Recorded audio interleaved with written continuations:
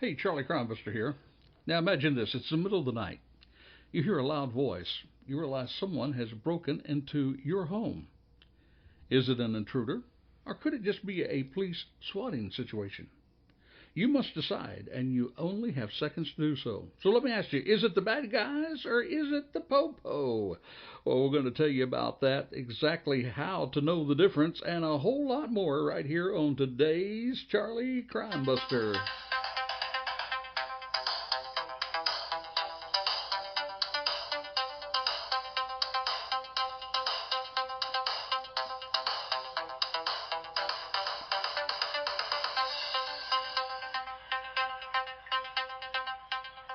Well, hello and welcome to the Charlie Crimebuster Show. It's really a joy to have you with us today. You know, the great thing about a podcast, you can listen to it at your own convenience.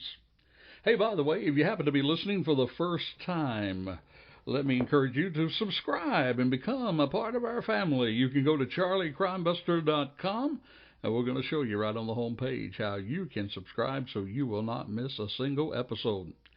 Now, today we're going to update you on the latest mass shooting. I'm going to tell you 3 things that are untrue about mass shootings, and one main thing to know that can make the difference.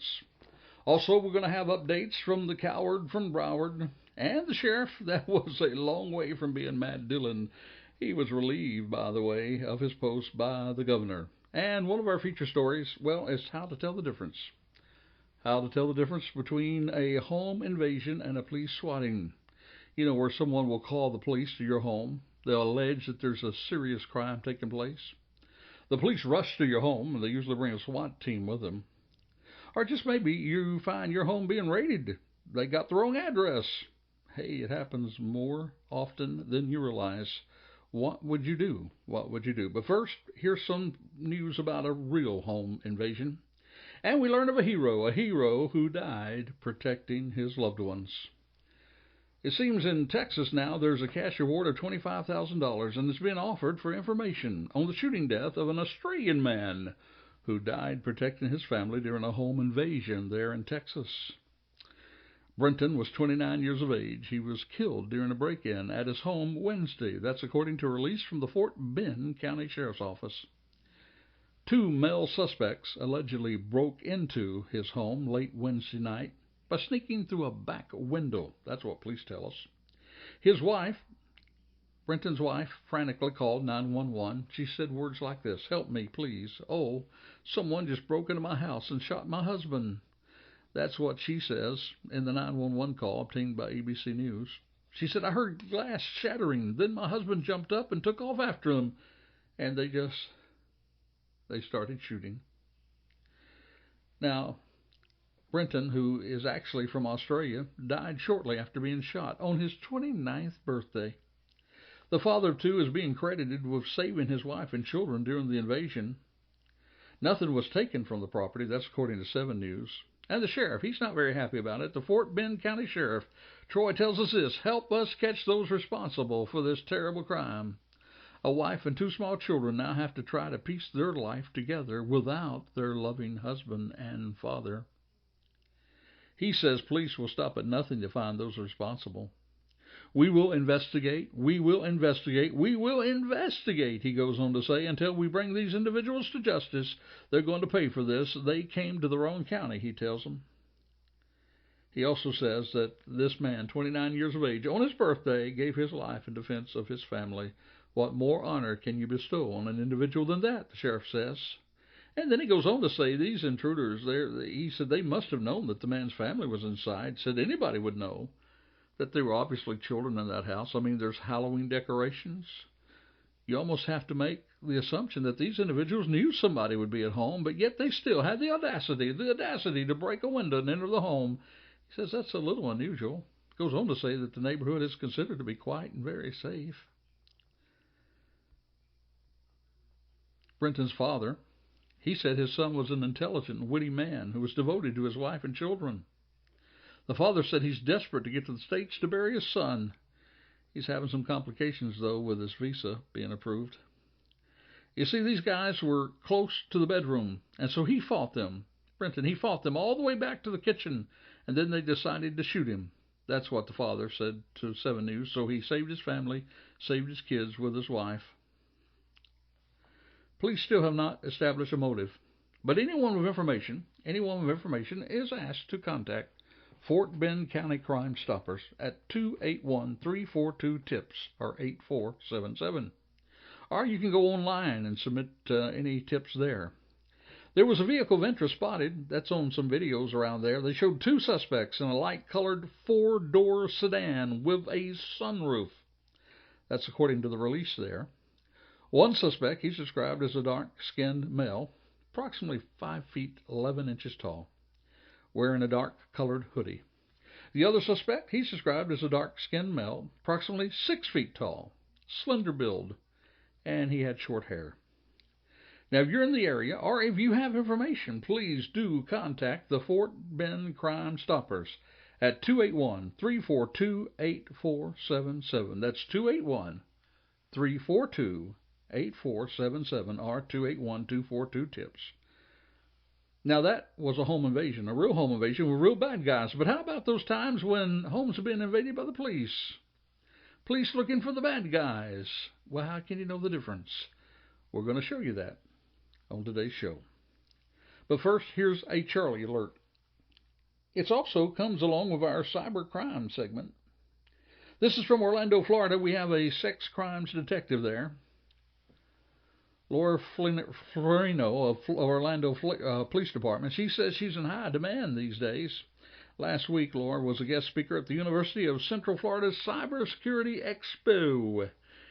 She told dozens of parents in the audience that these bad guys will contact her all day, every day, and they think that they're actually communicating with a small child. Every day, she says, I go online as a kid, and it's just very easy for these men to start contacting me.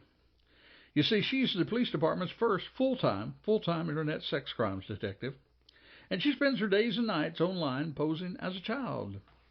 And to her credit, she's arrested countless individuals from all around the country and in Central Florida who were trying to coerce children into running away with them, performing sex acts, or creating child pornography. It seems the contact always stems from online interactions on social media, messaging apps, and even games with online access. She goes on to say a kid should never go to bed with his device at night, ever.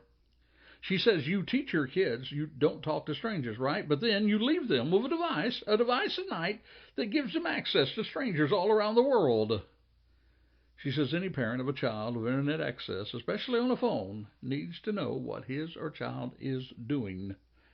She says don't frighten them. Listen to them. Tell them that if a bad person ever contacts them online, there are things that you want them to do. Just like you teach them to be safe. Like you say, if someone touches you and you're in school, go tell a teacher. Well, go tell an adult. Help them help you by talking about it. She goes on to share some vital, important apps. And by the way, we've taken the time at charliecrimebuster.com, we've taken the time to list those apps right there on our support page, right there where it says resources at charliecrimebuster.com. You can see the same apps that this detective recommends to people all over the world to keep their children safe. The best of the apps are listed there. I want to encourage you to go to that today. charliecrimebuster.com. As a parent, you need to know about these apps to keep your children safe. Now, our feature story today is about how to know whether someone coming through your door is a real intruder or if it's the police. We all know that swatting is when someone calls in your address. They allege a serious crime is going on and that people's lives are in danger. However, there's another way that police can show up invading your home in the middle of the night. See, that can be by a police raid. A police raid to the wrong house. And it happens more often than you think. This comes to us from CBS News. It's investigator Dave Savini. He found a pattern there in Chicago of wrong raids. In other words, raids at the wrong house. And Chicago police body cameras gave them a rare glimpse inside a police raid at the wrong apartment. Chicago police search warrant, yells an officer while entering the home. And then a team of officers were burst into a West Side apartment with handguns, assault rifles drawn on the family, terrifying 2 young boys, including a 9-year-old little boy by the name of Peter Mendez. It was like my life just flashed before my eyes. That's what Mendez said. He and his family, they'd been packing boxes, you see. They were preparing to move when police stormed in looking for drugs. Now, police handcuffed Peter's dad, Gilbert Mendez, on the floor of the kitchen. Then they got him up and walked him to the room where his boys were sitting. When the children saw the handcuffs, you can imagine, there around their dad's wrists, well, they panicked even more. "Daddy, I don't want you to go to jail," that's what one little boy said. Now, the CBS investigators, they showed the video to a lady by the name of Sheila Betty, a Northwestern University law professor, and she says there's no reason why these children had to see their father handcuffed. She goes on to say the children's screams are heartbreaking, just the saddest moment. Now, they broke this wrong raid story in August, and around the same time, there was another bad raid that took place and was partially recorded by a neighbor. That video showed a SWAT team, including an armored vehicle, surrounding Ebony Tate's house. "It was just fear," said Tate. "I didn't want to make the wrong move because I didn't know what was happening." And once again, police had the wrong address, held more children at gunpoint, including an 11-year-old boy. It frightened his mother and his grandmother. She said if he had to move, tripped, or anything, who's to say the cops would have done? I said, "Oh, please don't let them shoot my baby." Now the investigators are uncovering what they say is a pattern of officers getting warrants with bad addresses, signed off by their superiors, prosecutors, and even judges. Before these bad raids, there was another one. January 2017, Miss Phillips says a SWAT team burst through her door, came close to injuring her. They used a tank, rammed the door. That's what Phillips said. "If I would have stepped over 1 inch, I would have been right behind that door." She says police also used a flashbang grenade, tore through her place looking for a stash of assault rifles.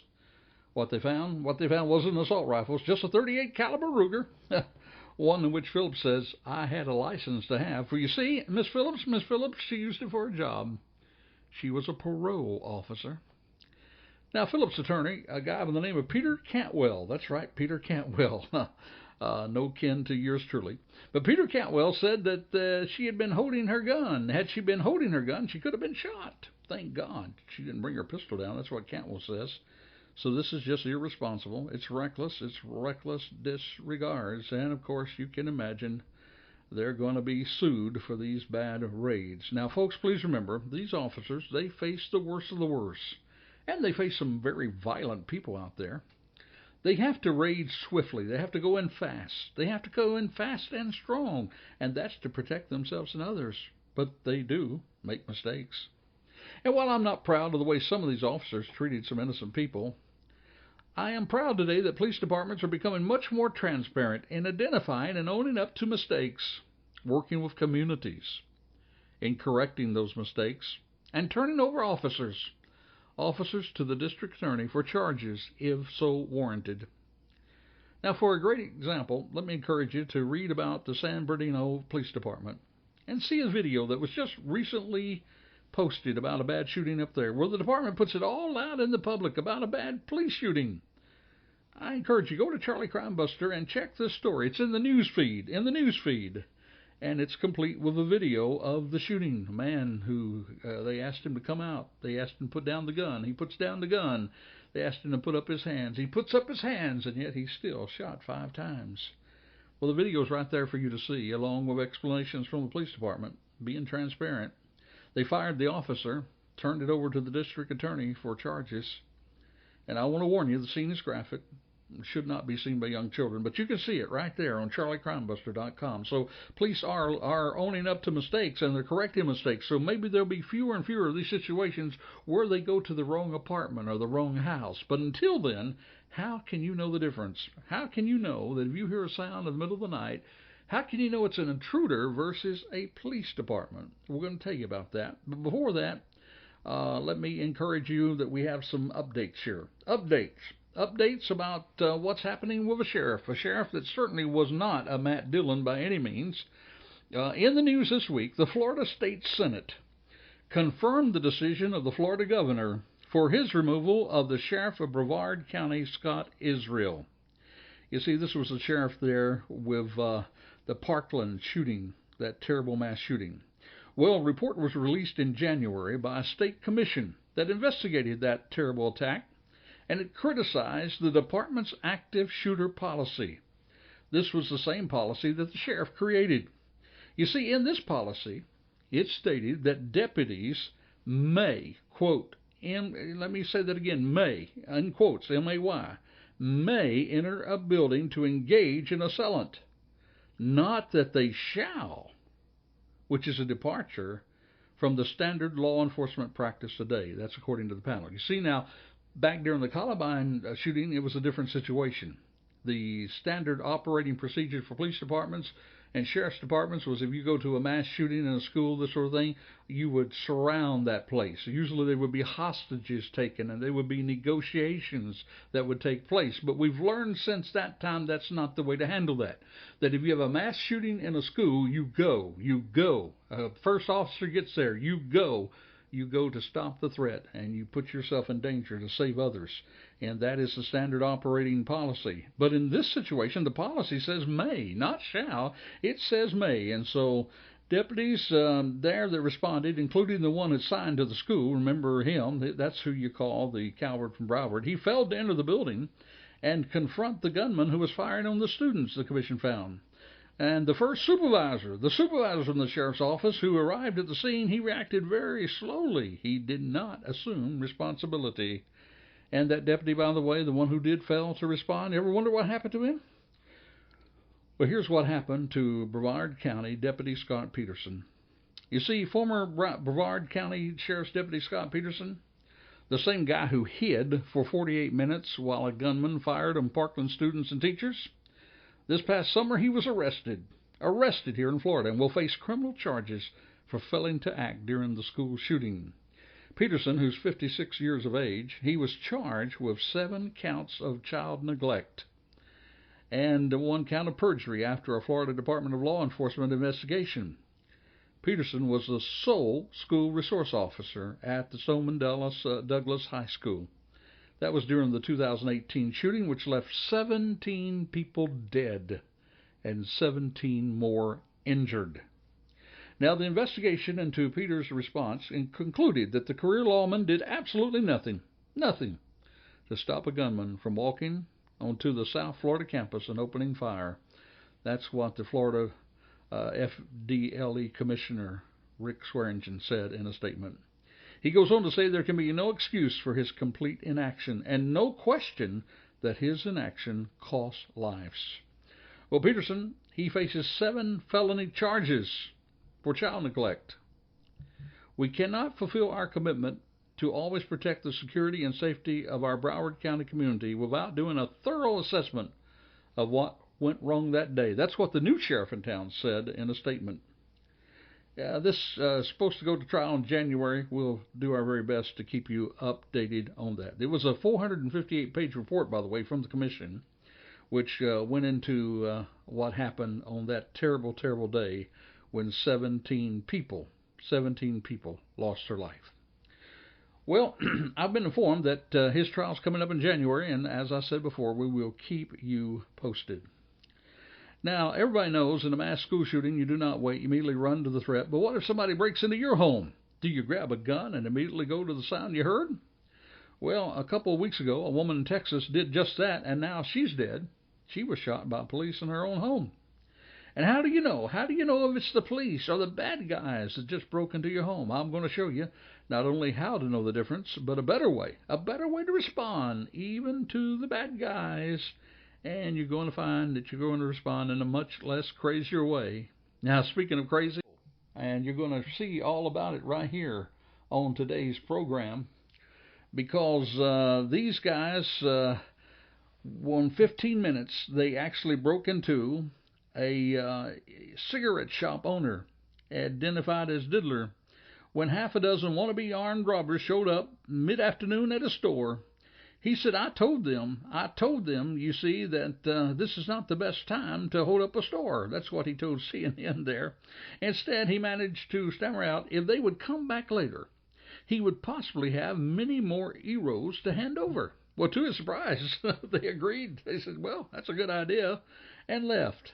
Now, the cops, they didn't really think that Diddler was telling the truth, that the suspects would actually return, but they did. They did return, not once. Listen to this, not once but twice. You see, first the suspects showed back up around 5:30 p.m., and Diddler shook his head at their too early return. He said, I berated them, saying, you have to buy a watch, he says. He told them to come back at 6:30 when the store would close for the evening. Well, you're not going to believe this. Yeah, the hopefuls were back at Diddler's door an hour later, and there was plain-clothes cops there to nab them. It was just like a comedy. That's what the shop owner tells BBC. They're being called the worst robbers in Belgium. 5 of the hopeful criminals were arrested, including a minor, but the 6th one somehow managed to get away.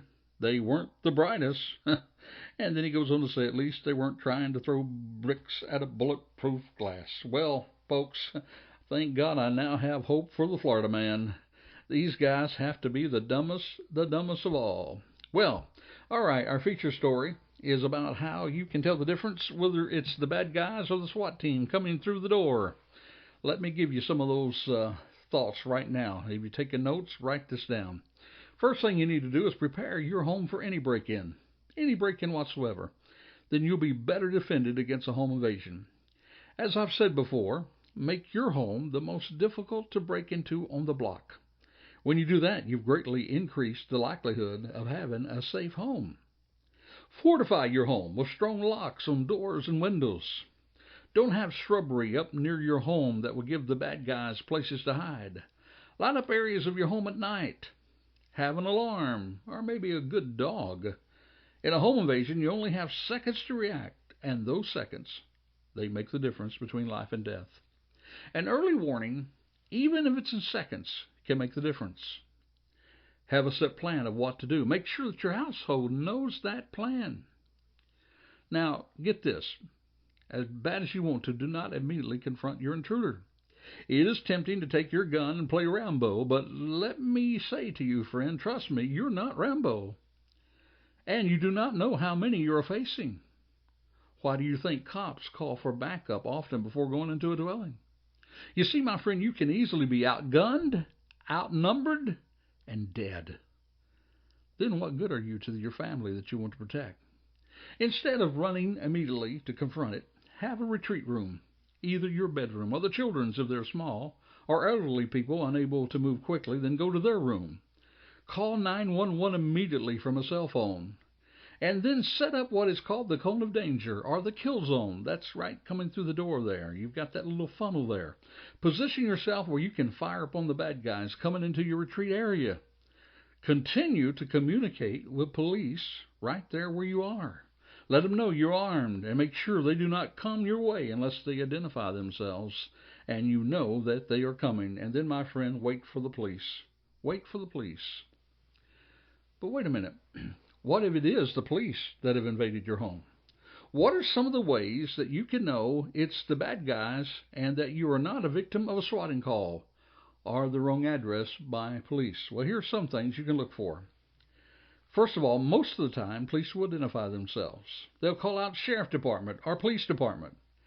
That is, unless it's a no-knock warrant. And if that is the case, or you just do not hear them announce themselves, determine, is that the sound of glass you heard? Remember the real intruder story, the real home invasion we shared at the beginning of the program? He heard glass shattering.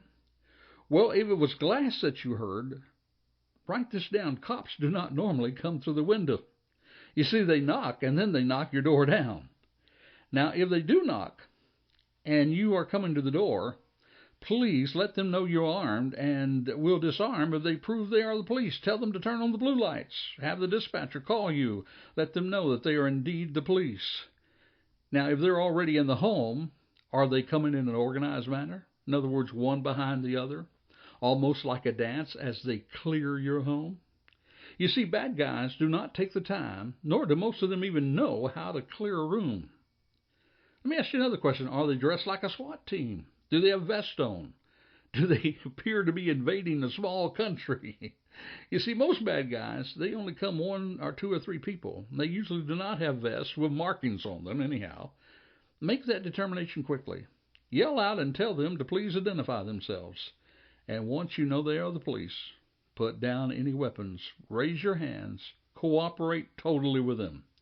You see, friend, you can sort out all the other stuff later when the emotions have subsided. Heck, you can even sue them, this is America, if they cause damage physically or emotionally. But just make sure that you're alive to do so. Those are some tips to look for, some things to think about if your home is invaded. Most important news I told you is don't rush to the sound with a gun. You don't know who's there, how many are there, but instead have that retreat place. Get your family together. Set up that cone of danger. Set up that kill zone with them coming through the door. That's the best way to be alive to protect your family in the case of a home invasion. Well, speaking of bad news, we had another mass shooting. Two people were killed and dozens of others wounded when a shooter opened up fire at an off-campus homecoming party near Texas A&M University. That was just before midnight this past Saturday. They tell us right now the shooter is still at large. Police said he used a 9mm handgun. Now notice it wasn't a semi-automatic rifle. That's what was previously reported by press all over the place, that it was one of those assault rifles. No, it wasn't. It was a handgun. And that was earlier reports, you see. Now, a witness told police that the gunman appeared to pick out one individual for his first victim, and then he just continued shooting. That's what Hunt County Sheriff Randy Meeks said at a morning press conference on Sunday. Several others were injured in the frantic escape. It was mass chaos with people trying to exit the building. Some of the injuries were from broken glass. They were breaking the glass of the window, trying to get out of the building. Now, the shooting took place at an 8,000 square meter event called the Party Venue. They were holding a Halloween party there to mark the end of the university's homecoming week. That's what Oxford said. And he said that while it was a homecoming party, it was not sanctioned by the university. That's according to the Associated Press. Authorities say about 750 people were at the event.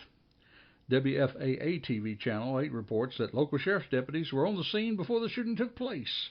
They were responding to illegal parking. The venue had private security guards, but unfortunately none of them were able to return fire in time.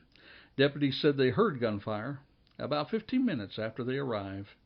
The dead and the injured were found inside the building.